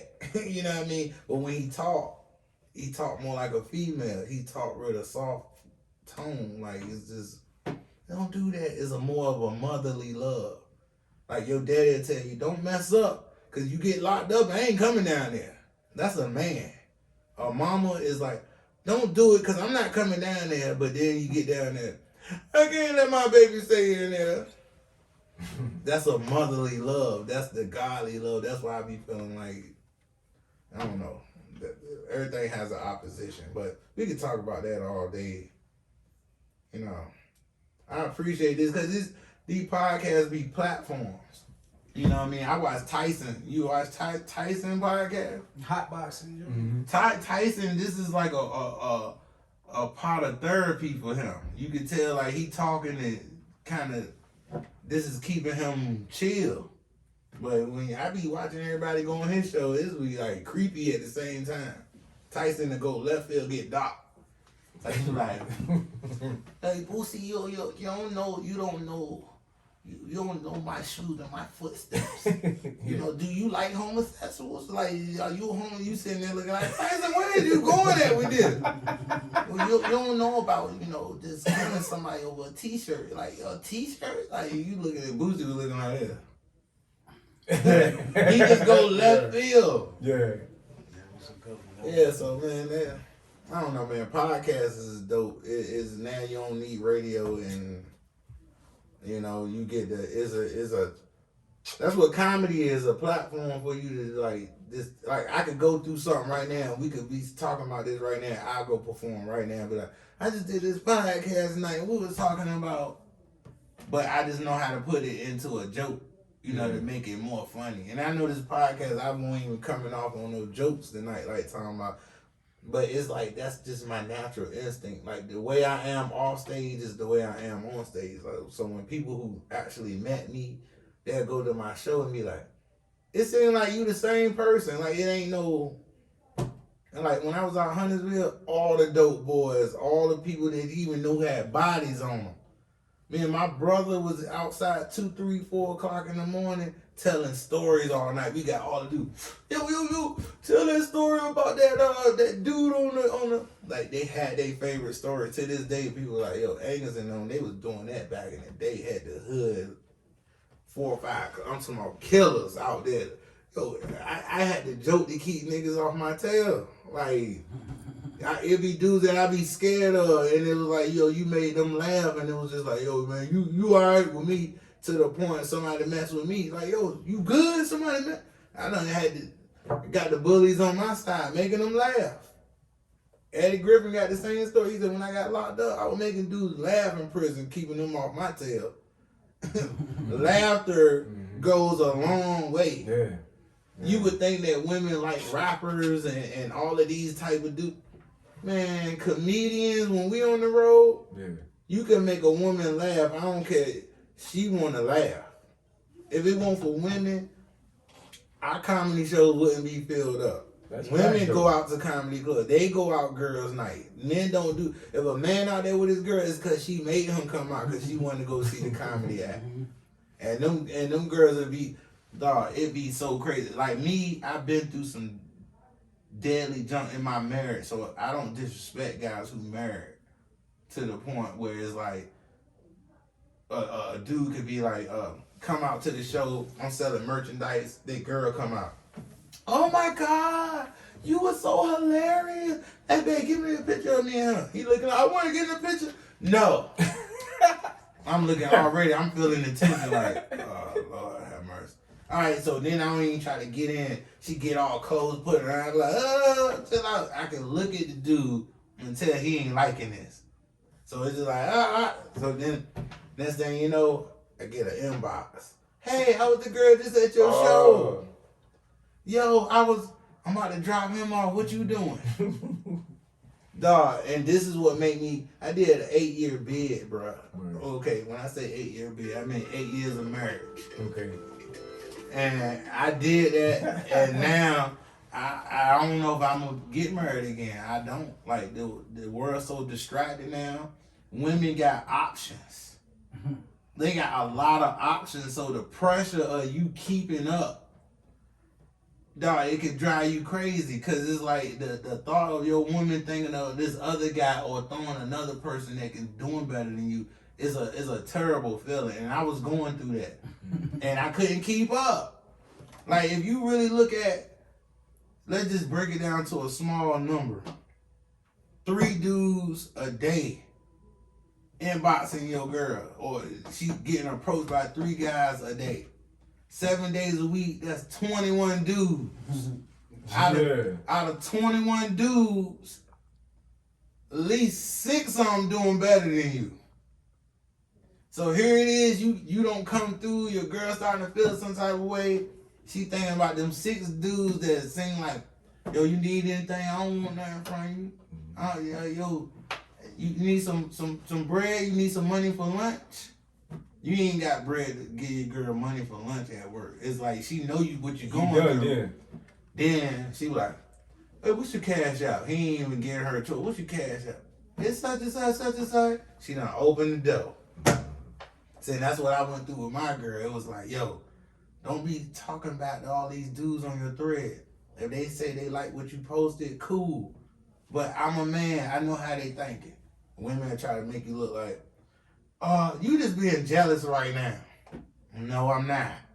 As soon as you give him that opportunity, it's over. And that's how my junk got caught out there was I hit rock bottom and it was like, oh, it's fair game now. All them dudes is doing better. I couldn't keep up, bro. So then that drive you crazy and how you look like you just on psycho mode and a woman will make you look like you mental upstairs. Playing games, the whole world. That's why I could sympathize, and I know people will get mad. I could sympathize on that Chris Brown jump based on you don't know how hard it is to not get put in a situation where everybody hates you. Like the part that they leave out in that situation is she hit him across the face with a cell phone while he was driving. So let somebody bow with a phone hit you in your mouth. He could have walked away. He could have. You don't know how people mind operate. You don't know when they black out how they gonna operate. I'm not giving that an excuse for what he did because hitting a woman, period, is just not tolerated. But women also need to understand you can't be putting hands on the dude either because you got the same. You thinking the same way. A man don't supposed to hit a woman back, so she hit him thinking and he thinking. He know better than to hit me back. You not thinking like, yo, you don't know what happened to this dude as a child. You don't know what type of abuse he went through. You don't know what his mental at for you to even make that judgment. So that's the little stuff that I don't think people look at. Is like, yo, how much, man, dog, I pat myself on my back. Because, bruh, my jank took me to a level where I supposed to be locked up or dead right now. Like, to the point, I don't wish that pain on no man. that hurt that you can't sleep, you can't breathe. Yeah. Bruh, I was laying in the middle of the floor in a fetal position, dog, for days. Couldn't even finish a whole hot dog. Like, you just bite the hot dog, like, I don't want to eat. Like, you thinking of your girl being with another guy. You thinking of the imagery. You thinking about the sounds that she made.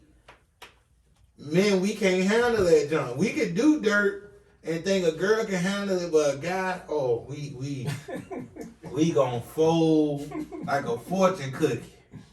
We can't do it. And bro, I was so sick, dog. I was so sick. Like I was about to end it all. And then it was one point where I just felt like, yo, you know what? It's worth killing her and the dude that she with. And I remember I was on my way to go do it, getting zooted up, popping pills, just trying to get myself in a mind frame where I got the balls to do this. And I just heard a voice like, don't go out like that. You're gonna have so many people disappointed at you, Black. Like, dog, this won't for you. Everything happened for a reason. Just take a L, bro. And I look back on it and be like, yo, if I would have did what I thought I was going to do, I wouldn't have been on tour. I wouldn't have got all the opportunities that I had now. I'm looking like, I could look back and see her now and be like, hey, I'm not even mad at you no more. That just wasn't meant to be. That's what it was. We be tied up on how much time we put in something that we can't let go because we put too much time into something. But if it ain't there, I learned now that it just ain't there. And right now, I don't have time to waste. Like, trying to find a significant other is hard right now. Like, girls got inboxes on app games they play. You know, your girl could be inboxing a dude on Spades Plus. You'll never know. I don't holler at girls do 8-ball plus and all that junk too. Like, girl, what's your Instagram? This ain't cool. It's easy to meet people now. Men, we got 1,000 women come up our page. We can't control that junk. The internet know what you like, and the internet know what you know. everything you type in, they documenting that junk. Like, Yep. So your history is they know you. Whatever we talk about, we can go on our phone right now. I'm pretty sure it's an ad talking about what we talked about tonight. Definitely. I tell you, when you watch pornos now, you gotta put tape over the camera hole. They looking at you, looking at you being a perv. But yeah, man, I know. I seem like we've been sitting here talking for a long time. Hey, bro, this was good, bro. This was dope, man. Yeah, man, this it's is real dope, man. This gave me some ideas. Shout out to Angus Black, man, the scholar, Hey, man, the teacher, the comedian, hey, real dude. You know, I'm proud of how I live, and I can't even, despite of the stuff I could have changed, I would say that I lived a pretty good life as far as living out some of my dreams, doing stuff, crossing stuff off my bucket list that I wanted to do. So, but you act like you 600 years old, bro. You know what I'm saying? I know. I mean, you might be. I don't know. I mean, you could be a time traveler or some shit. I don't know. Hey, I wish. I was just rocking with you, bro. Cause I would have rocked back, and I've been went back and started over. Like I wouldn't have. Just imagine knowing what was going to happen before it happened. Now, like, but no, I'm good, man. I lived a good life. I know I'm talking like I'm about to wrap up and be up out of here or some junk, but nah, I'm just saying as far as how some other people remind me that how good I had it. Like people that's trying to do the field that I'm doing, like, bruh, comedians who've been doing this over 20 years who haven't even done what I done. You know what I mean? And I have been in this game over 20 years and don't even feel that like that long. Like I'm 39, so yeah, 19, 18, I've been doing this, being a radio engineer for Hot 102.1. Hooking up Picassos and stuff where you used to be in the car driving and hear Hercules and all the people on the radio live. You could hear the club live on the radio. That's what I was doing. Yeah, I remember that. Cause I was an intern, I wasn't making no money, so they was like, yo, you want to learn how to do the radio engineering? They pay $25 an hour. We doing 6 clubs a week. We doing 4 hours a night. So I was making good bread, $600 a week, $500 a week, just learning how to do that. And that's what kept my head afloat. So, yeah, but I miss all those days, man. Once again, shout out and rest in peace to DJ Law, Mike Lord, Big Dose. Yeah. I ain't no Big Dose pass too? Yeah, bro. Rest in peace, Big Dose. Yeah, man. I know I'm missing some people, man. A lot of people, man. 2020 is definitely the year of where you just like everybody who died was a person you knew. You're like, what? Who? Like that's the expression you got all 2020. Starting when Kobe kicked it off, it was like, you playing with me, yo. Like my body was like, I can't even. I was like froze when I saw it online first. The news didn't even come on yet with it, but I saw it online. And I was like, okay, it's fake. I don't even see it on CNN. I don't see it on no important. And I know this would be breaking news. Go through TV, didn't see it. TMZ had leaked it out that quick that even nobody else had it. But when you see TMZ name come on, you like, oh snap. And then when I saw breaking news on the TV, I was like, my soul left my body. It was like, because I fly so much. And that feeling, just kind of like thinking how it happened, not trying to think of like, but just, man, I done been in some bad turbulence. And it's just like, it's a fear that I just like, wow. That's a scary thing to think about. You said what? I think that's camera footage. Huh? Okay. Yeah, I called you. Oh yeah. Yeah, I That's the called you. cut. All right. Oh yeah. All right. So look, yeah, man. Yeah, we gonna go ahead and wrap it up, man. We got we coming to our time closure on the card. Oh yeah, most definitely. You know what I'm saying? But listen, man. Shout out once again, man, to Angus, man. Angus, this is big, man. Angus Black. Hey man, no, shout out City Angus Connection, man. Like y'all Dog, we gotta get you on my podcast because the world need to hear your testimony too. Like your joint is. I told you I met you, and when you told me, I'm like 2016. That's the last time I met you. Like I met you over Bink House, over super producer Bink Dog House, and when I heard your testimony, like since I seen until I bumped heads with you like recently. I told you, man, I said, man, I always think about your testimony, about your story. You did time for what you did time for and stuff. I'm like, bruh, you need to share your joint. Your joint is, but then you was the first dude that actually told me that one thing that stuck with me was when you said, I'm glad I did that time. And I'm looking like, what? If I wouldn't have done that time, this stuff I got going on, even with the City Connection, when you first started, you was like, I wouldn't be doing this. I wouldn't be doing this. I wouldn't be doing this. You got like 4, 5 things going on. I'm just looking at your drive like I'm out here free. I'm out here. I had it pretty much good. And then you meet a dude who went through a lot and he more motivated than you. It was like, wow. I gotta step my junk up. Like, I'm supposed to have that same drive without going through that.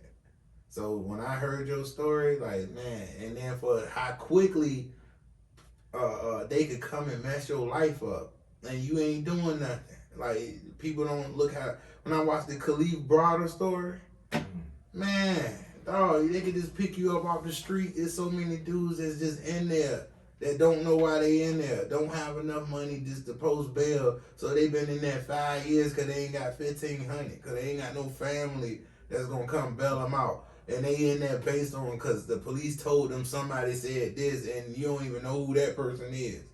It ain't cool. So when I hear your life, man, oh, dog, it need to be heard, bro. So, you know, I'm over at Streets 87.7 with Pizzo. Pizzo the one started me, and he got his podcast going now. So definitely, I'm gonna talk to him because I think your testimony will help a lot of dudes who, like, you took one of the serious negative situation, and like I'm hearing what you're doing, I'm seeing what you got going on, looking at the office. I'm looking like, bruh, this made me. I feel blessed. Like, this make me, for the stuff that I complain about, this the type of stuff that you be like, Lord, I'm sorry. I'm sorry. Like, he went through this and he's still making it happen. Ain't no excuse for me. So, I respect you on that, bro. On another level.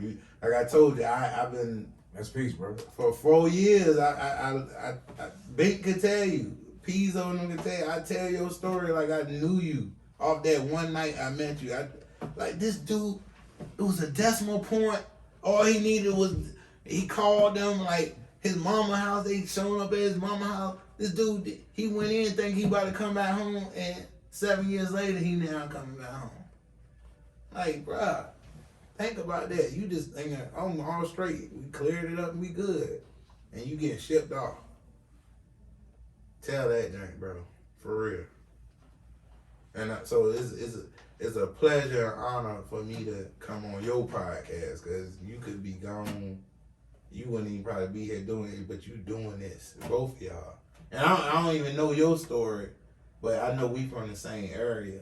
So that alone is like, man, it's a blessing just to see anybody who lived 20, 30 years ago that came up and like, yo, you made it out. You still good. Like, I survived the 90s, Norfolk in the 90s. You know? And I was out there for real. Yeah, and then I already, you just can feel people's vibes and be like, yo, we all from the same area.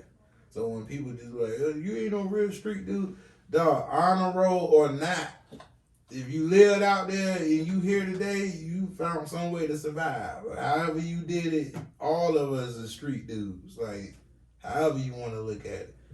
And he had to body nobody or go through the system just to become a street dude. Like, street dudes are people who can survive in every, whatever moment we going on, we making it happen. When Isabel shut down everything and our power was out for a whole month, you made it happen. Black people are overcomers. White people panic. Oh, God. Black people like, our power's still out. Everybody spark the grill up. We about to throw this meat that's just laying in here. We about to throw it up there. But yeah, let me go ahead and wrap up. She gave that look. She was like, I'm trying to eat something. Word. Hey, look, man, that's peace, bro, Yeah, man. One love, my G. You know what I'm saying? Wonderful, man. Word All up. of you, man. We back to the porno music. Yeah, I'm about to say something, but I say I'm going to leave it alone. Hey, look, man. Y'all check us out, man. The City Connection Live. The City Connection Live. The CityConnectionMagazine.net. Follow us on YouTube, The City Connection Magazine. Follow us on IG, The City Connection Live Podcast. Follow comedian Angus Black on IG. All Wise the General on IG. And Victory the God on IG. For sure. What's moving? The City Connection live in your area. Bringing the spotlight to the urban scene throughout Hampton Roads. I am Victory the God. All Wise the General. Broadcasting live from Virginia, 757. Follow us on Instagram, The City Connection Live Podcast. Follow us on Instagram, The City Connection Magazine. www.thecityconnectionmagazine.net. Subscribe to our YouTube channel, The City Connection Magazine.